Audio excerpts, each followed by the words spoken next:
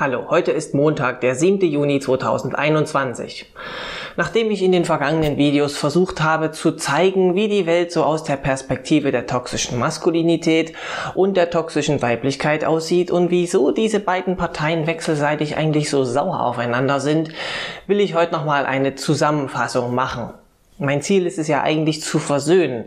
Bisher habe ich aber eigentlich den Graben zwischen den beiden nur tiefer ausgehoben, anstatt Frieden zu stiften. Daher schauen wir heute nochmal kurz an, welchen Weg ich bisher mit euch so gegangen bin. Den Anfang hat ein Video gemacht, das eigentlich schon mehrere Jahre alt ist. In dem habe ich eigentlich nur ganz allgemein beschrieben, was ich zumindest unter toxischer Maskulinität verstehe und durch welche Charakteristiken sie sich auszeichnet. Quintessenz ist, dass letztlich alles Männliche als irgendwie höherwertiger betrachtet wird als das Weibliche. In demselben Video habe ich auch noch etwas abstrahiert, welche Eigenheiten denn diese männlich konnotierten Dinge so auszeichnen. Zum Beispiel Stärke, Aggressivität, der Verstand und das Aufrechterhalten der eigenen Autonomie. Und welche Eigenheiten die weiblich konnotierten Dinge haben. Zum Beispiel Bedürftigkeit, Schwäche, Emotionalität und so. Den Anfang zu meiner ausführlichen Serie machte dann ein Video, in dem ich eigentlich recht unbedarft angeschippert kam und einfach mal eben davon erzählen wollte, dass ich selbst an mir Überzeugungen aus dem Reich der toxischen Maskulinität entdeckt hatte. In dem Video habe ich die Kategorien aus dem allerersten Video wieder aufgegriffen und diesmal ganz konkrete Beispiele gegeben, wie das bei mir so aussieht. Eigentlich wollte ich nach diesem Video dann direkt dazu übergehen, wie ich aus diesem ganzen Schlamassel dann überhaupt rauskommen will. Aber offen gestanden steht bei mir vor dem Überwinden immer erst einmal das Verstehen. Darum wollte ich mir noch einmal ausführlicher ansehen, was denn hinter diesem Streben nach Autonomie und Stärke und Dominanz so stecken könnte. Und ehe ich mich versah, tauchte ich mit einer mehrteiligen Analyse Stück für Stück immer tiefer in die Abgründe hinein. In Part 1 der Analyse ging es um die direkten Abwehrmechanismen, die am Werk sein könnten, wenn jemand so auf die eigene Stärke und Dominanz beharrt, welche Grundbedürfnisse es so gibt und was es bedeutet, wenn dort eine auffällige Ungleichverteilung auftaucht. In Part 2 bin ich einen Schritt tiefer gegangen. Da ging es dann um das Ich und das wahre Selbst und da habe ich ganz grundlegende Bedingungen vorgestellt, die vorhanden sein sollten, damit sich ein junger Mensch gut entwickeln kann etc. Und was eben passieren kann, wenn solche Bedingungen nicht da sind. In Part 3 wurde es dann düster, denn da ging es darum, wie es junge Menschen in ihrer Entwicklung schädigt, wenn ihnen wichtige Grundlagen für eine stabile psychische Entwicklung vorenthalten werden. Da habe ich also verschiedene Formen von beispielsweise emotionalen Missbrauch geschildert und was diese bei den Betreffenden auslösen. Mit Part 4 schloss sich dann der Kreis. Dort habe ich aus all den vorherigen Videos versucht zu rekonstruieren, welche Emotionen diese Erfahrungen aus den vorherigen Teilen in den Kindern hervorgerufen haben könnten und warum diese Emotionen für das Kind und seine Überlebensstrategie gefährlich ist, weshalb diese Emotionen irgendwie abgewehrt werden mussten. Und das führt ja letztlich zu den Maximen zurück, die die toxische Maskulinität überhaupt erst ausmachen. In dem Video habe ich auch einen Abwehrmechanismus vorgestellt, den ich persönlich als Dreh- und Angelpunkt dafür sehe, dass die eigenen ungelösten Probleme letztlich zur toxischen Maskulinität führen und nicht etwa zu irgendetwas ganz anderem, nämlich die Identifikation mit dem Aggressor. Die Sympathie mit den Werten desjenigen, der all das Unheil überhaupt erst angerichtet hat. Alle diese 4 Teile meiner Analyse habe ich immer schön mit Beispielen aus eigener direkter oder auch indirekter Erfahrung ausgestattet, sodass man hoffentlich gut erkennen kann, wie das Ganze am Ende in der Praxis aussehen könnte. Wie gesagt, immer mit dem Hintergedanken, dass das natürlich bei anderen Menschen auch da und dort irgendwie abweichen kann, ist ja klar. Damit dachte ich dann eigentlich, dass ich jetzt mein Opus Magnum vollendet hätte, bis ihr mich dann in den Kommentaren gefragt habt, und zwar zu Recht, wieso sich denn diese negativen Einflüsse, die die Betroffenen so erleiden, am Ende so an der Geschlechtlichkeit abarbeiten. Also, wo kommt denn jetzt das Abwerten des Weiblichen ins Spiel? Stimmt, das wurde bisher nicht daraus klar. Also kam noch einmal eine Reihe Videos hinterher, in der ich Stück für Stück die Vorwürfe herausgearbeitet habe, die die betreffenden Menschen, meiner Ansicht nach, an die Frauen vorgebracht haben. Der Vorwurf lautet nämlich, dass die Frauen unfair bevorzugt werden würden und eigentlich seien sie es, die zahlreiche Privilegien genießen würden. Die Privilegien im Einzelnen lauten: Schwäche, also sie durften es sich erlauben, Angst zu haben oder zurückzuweichen, ohne gleich in ihrer Geschlechtlichkeit in Frage gestellt zu werden. Fürsorge, weil sie es sich erlauben konnten, sich zurückzulehnen und auch andere mal um sich kümmern zu lassen. Schutz, weil ihnen grundsätzlich die Rolle des Opfers zugetraut wurde und nicht so sehr die Rolle des Täters. Und Aufmerksamkeit, weil sie von sich aus ohne eigenes Zutun als interessant genug gelten, damit Menschen sich ihnen überhaupt zuwenden. Die Quintessenz, die am Ende aus diesen Videos herauskommt, ist die Welt teilt sich in zwei Hemisphären. Männer, die haben es schwer und Frauen, die haben es leicht. In allen diesen 4 Videos habe ich die Dinge wieder aufgegriffen, die ich in den 4 Analysevideos davor schon mal beschrieben habe. Aus diesen heraus habe ich die Erklärungen genommen, warum es die Frauen denn viel besser zu haben scheinen. Nachdem ich damit fertig war, fand ich irgendwie, dass das Ganze jetzt sehr einseitig beleuchtet war, also nur aus der Perspektive der toxischen Maskulinität, die sich gegen die Frauen richtete. Mein Gebot der Fairness verlangt es aber einfach, dass ich auch mal die andere Seite mit beleuchte. Also habe ich mich mit der toxischen Weiblichkeit beschäftigt und wollte wissen, wieso die Leute dort denn wiederum mit derselben Abneigung rüber zu den Männern blicken. Anfangs dachte ich, dass ich die toxische Weiblichkeit mit einem Video abfrühstücken könnte. Daraus wurden dann 4 Videos, weil ich hier wiederum 4 völlig unterschiedliche Stile ausmachen konnte, wie denn diese Abneigung motiviert ist. Die Grundphilosophie für die toxische Weiblichkeit war wieder dieselbe wie bei der toxischen Maskulinität, nur diesmal umgekehrt, nämlich die Welt teilt sich in 2 Hemisphären. Frauen, die haben's schwer und Männer, die haben's leicht. Der hilflose Stil sieht in den Männern vor allem die Angreifer und starken Machthaber, die andere wehrlose Menschen nach Belieben herumschubsen. Der ambitionierte Stil ist der Meinung, sich selbst noch viel stärker perfektioniert zu haben und sieht es als Unrecht, dass Männer per Geschlechtereintrag dennoch immer mehr zugetraut wird. Der unterwürfige Typ ist eine Ausnahme, der richtet sich gar nicht so sehr gegen Männer, sondern eher gegen andere Frauen. Und der opportunistische Typ spielt die unfairen Spielregeln der Männer mit, macht es ihnen aber gleichzeitig zum Vorwurf, wie unfair diese Regeln sind.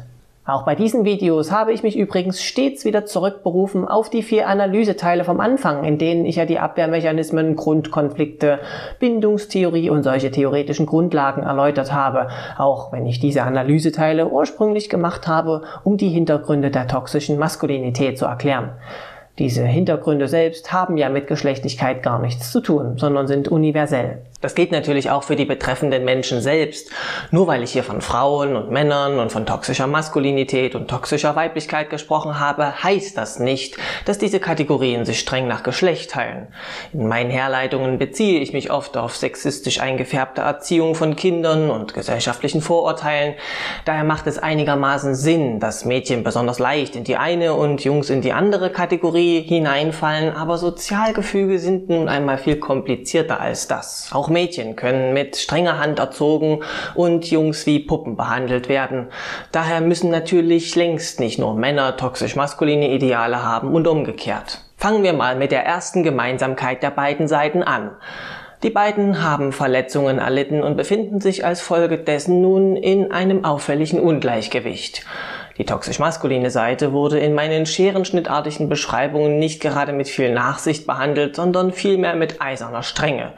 Sie durften sich nicht in eine kindlich-regressive Position zurückfallen lassen, wo sie passiv bleiben und die anderen mal um sich kümmern lassen konnten. Wenn sie das probierten, wurden sie nur dazu ermahnt, die Arschbacken zusammenzukneifen und nicht so herumzujammern.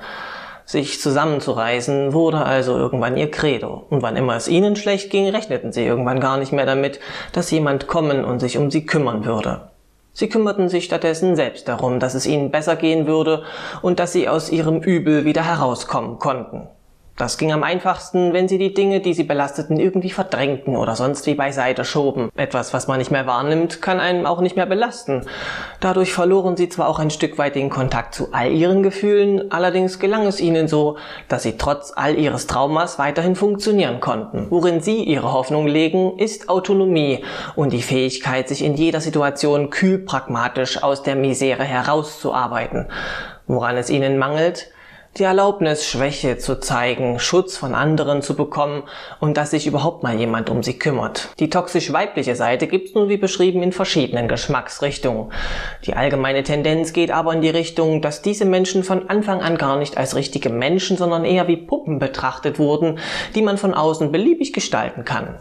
Für andere Menschen waren sie also ständig eine Projektionsfläche für deren eigene Ideen.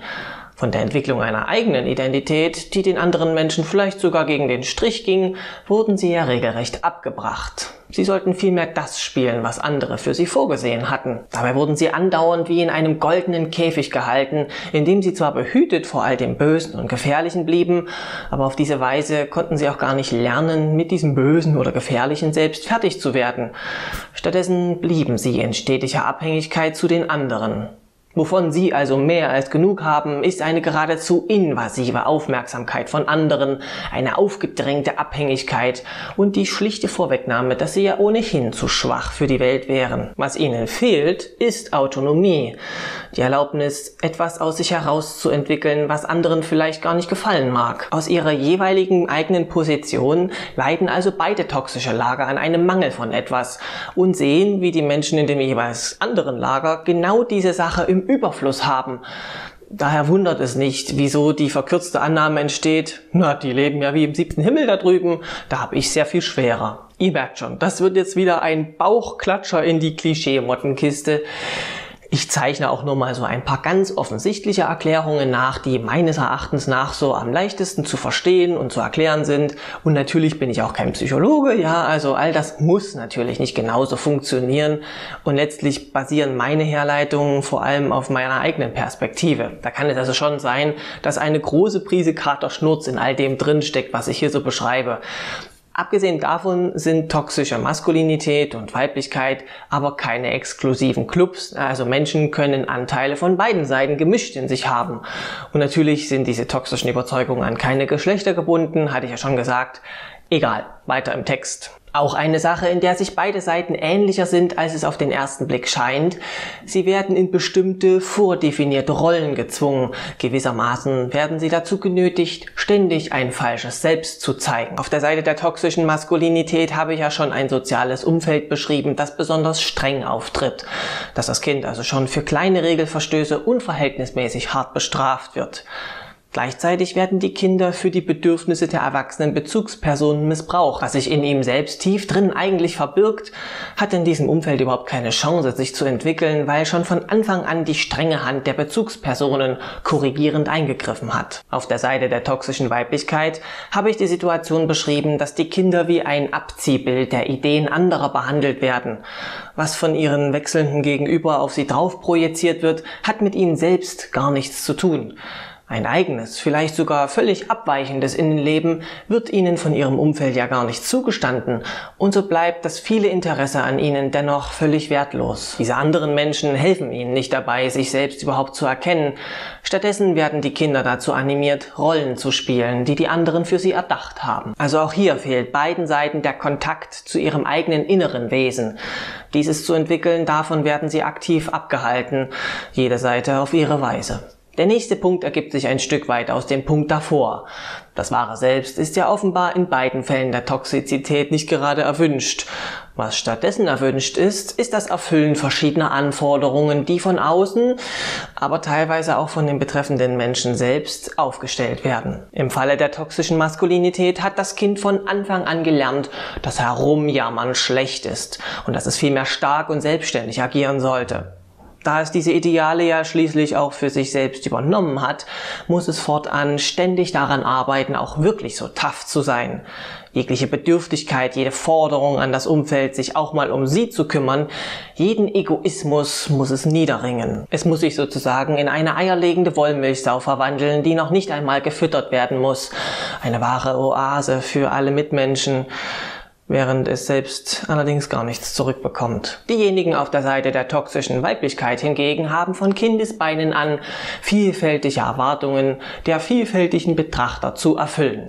Jeder von denen projiziert irgendetwas anderes auf diese Kinder drauf und jeder von denen ist enttäuscht, wenn seine eigene Idee wie das Kind so zu sein hat, nicht erfüllt wird. Gleichzeitig weht ihnen ihr Leben lang ein eisiger Wind entgegen, der ihnen Unfähigkeit und Unterlegenheit attestiert.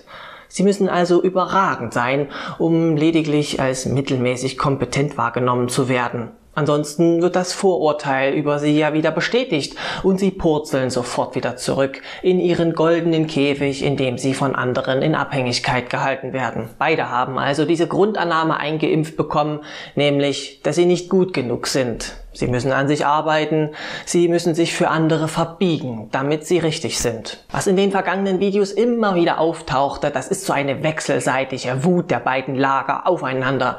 Diese können sogar so weit gehen, dass sie in einen regelrechten Hass auf alle Männer bzw. auf alle Frauen umschlagen. Die Aggressionen haben in beiden Fällen einen ganz anderen Ursprung als das Ziel, auf welches sie sich jetzt richten. Nur irgendetwas hält sie davon ab, die Aggressionen auch genau auf die tatsächliche Ursache zu lenken. Im Falle der toxisch-maskulinen Seite habe ich als zentralen Abwehrmechanismus ja die Identifikation mit dem Aggressor vorgestellt. Das heißt, diejenigen, die dem Menschen in jungen Jahren Leid zugefügt haben, die werden für ihre Handlungen nicht etwa angeklagt, sondern ihre Handlungen werden als korrekt angesehen und die Ideale der TäterInnen sogar übernommen. Das Kind übernimmt die Herzlosigkeit der Bezugspersonen als etwas Gutes. Gleichzeitig empfindet es vielleicht dennoch Wut angesichts dessen, wie es behandelt wird, richtet diese Wut aber nicht gegen die Bezugsperson, sondern woanders hin. Beispielsweise auf andere Kinder oder auch Erwachsene, bei denen sie Anzeichen von Verweichlichung oder Minderwertigkeit zu erkennen glauben. Oder die Aggression kann sich auch gegen sie selbst wenden. Aufgrund ihrer Erziehung wurde ihnen ja jegliche Weichheit oder Anzeichen von Minderwertigkeit als etwas Verachtenswertes vermittelt. Demnach kann es auch passieren, dass diese betreffenden Menschen sich selbst bestrafen oder niedermachen, wenn sie bei sich selbst solche Anzeichen vorfinden. Im Falle der toxisch-weiblichen Seite gibt es vielmehr diese generelle Erwartungshaltung, dass das Kind einfach gar nicht aggressiv zu sein hat. Wann immer es Wut offen zeigt, wird es ja zurechtgewiesen. Brave Kinder machen so etwas nicht, Mädchen prügeln sich nicht, zerstören nicht mutwillig irgendwelche Gegenstände und quälen auch keine Tiere. Das Kind muss sich also hier abgewöhnen, jegliche Aggression zu zeigen. Selbst dann nicht, wenn jemand gerade übergriffig oder boshaft zu ihnen wird und hier so eine entschiedene Selbstverteidigung eher notwendig wäre. All diese Aggressionen müssen sie irgendwie unterdrücken oder sie treten unterschwellig in Form von passiv-aggressivem Auftreten hervor. Oder es lässt sich auch hier ein Ziel finden, was sich als Blitzableiter der Aggression gut eignet, weil das Ziel diese Wut einfach verdient hat. Das Abwerten bietet sich also hier für beide Seiten der Toxizität als Mittel an, um die eigenen aufgestauten Aggressionen irgendwie rauszulassen. Oder die Aggressionen richten sich auch hier gegen sie selbst. Das liegt im Fall der toxischen Weiblichkeit sogar noch deutlicher auf der Hand. Von ihnen wird ja verlangt, zeige gar keine Aggression. Wohin also damit, wenn die Außenwelt davon nichts sehen will? Naja, dann ist natürlich das eigene Selbst ein willkommenes Ersatzziel. Beide Seiten der toxischen Medaille leiden also unbestritten an unterschiedlichen Mängeln und beide benutzen auf ihre Art andere Menschen, um irgendwie damit klarzukommen. Damit ihnen die stützenden anderen Menschen erhalten bleiben, haben beide Seiten so ihre Kontrollstrategien. Auf der Seite der toxischen Maskulinität gibt es dieses fast schon stereotype Bild, dass die Personen eine Partnerschaft führen oder Familie gründen und die alleinige wirtschaftliche Versorgerrolle der Gemeinschaft einnehmen. Du übernimmst keine Verantwortung für das, was in diesem Haus geschieht. Ich zahle die Rechnungen, die Kleider, die du trägst und die verdammten Reitstunden. Was sie davon haben? Nun ja, sie sind nicht allein und haben immer jemanden, der da ist, wenn sie nach Hause kommen und der sich auch um den ganzen ätzenden Rest kümmert. Haushalt, Kontakte pflegen, essen, Wohnung gemütlich einrichten, aber auch einfach ein generelles Gemeinschaftsgefühl stiftet. Auf der anderen Seite sind sie für die Partnerin oder für den Partner als Brötchenverdiener natürlich unabdinglich und können nicht einfach so fallen gelassen werden. Sie nehmen also eine Machtposition ein und ihr Partner oder ihre Partnerin eine ohnmächtige Position, von der aus diese anhänglich und hilflos zu ihnen heraufschauen. Das ist einerseits beruhigend, weil wenn Partner derart abhängig sind, können sie auch nicht einfach so die Beziehung verlassen. Gleichzeitig fühlt es sich aber auch ein bisschen gut an, so derart von jemandem angehimmelt zu werden. Es kann aber natürlich auch etwas lästig werden, wenn die bedürftigen Partner sich derart liebeshungrig an ihnen festkrallen und so völlig unfähig erscheinen, ohne ihre Versorger klarzukommen.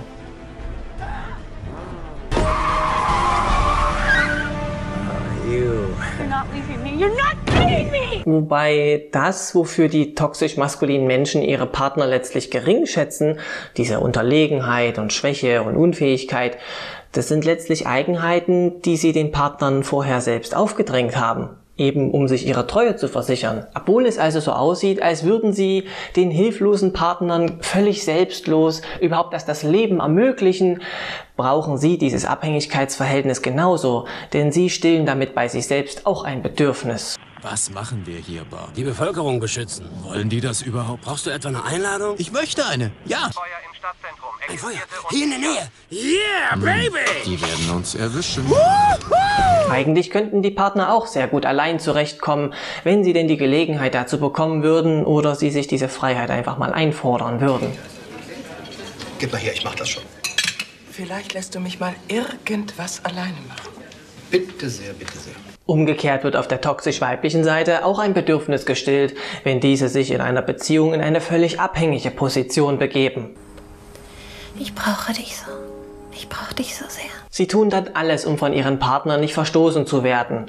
Wenn sie darin erfolgreich sind, also ihre Partner bei ihnen bleiben, dann ist ihnen damit klar, dass sie ihren Partnern etwas wert sind, dass sie den Partnern etwas bedeuten. Damit haben sie umgekehrt auch einen Trumpf in der Hand, um zu bekommen, was sie wollen.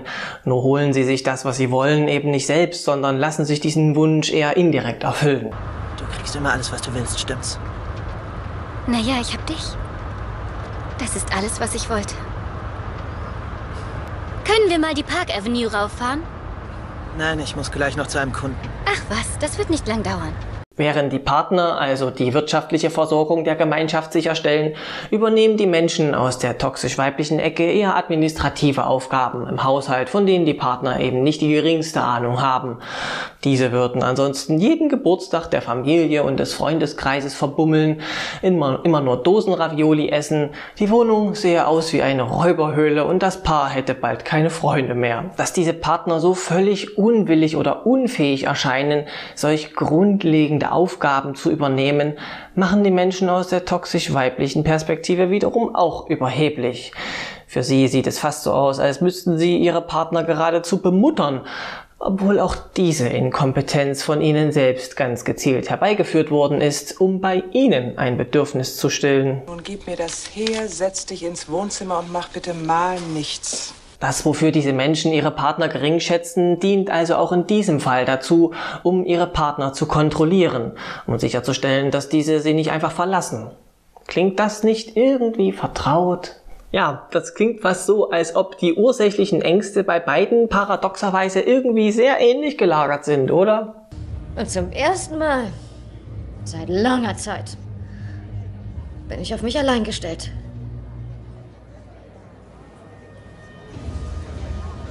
Es ist großartig. Und das meine ich übrigens, wenn ich sage, dass die beiden Seiten aus ihren jeweiligen Gründen zwar aufeinander herabblicken mögen, weil sie völlig unterschiedliche Strategien für sich benutzen. Am Ende haben beide Seiten aber ihre Sonnenseiten und auch ihre Probleme. Der neidvolle Blick auf die Gegenseite zeigt halt immer nur die halbe Wahrheit. Gut, ich hoffe, es ist klar geworden, was ich versucht habe zu tun. In meinen Videos habe ich ja den Zwist zwischen den beiden toxischen Perspektiven so richtig ausgebreitet und habe auch Aussagen gemacht, die schon grenzwertig und verletzend sind.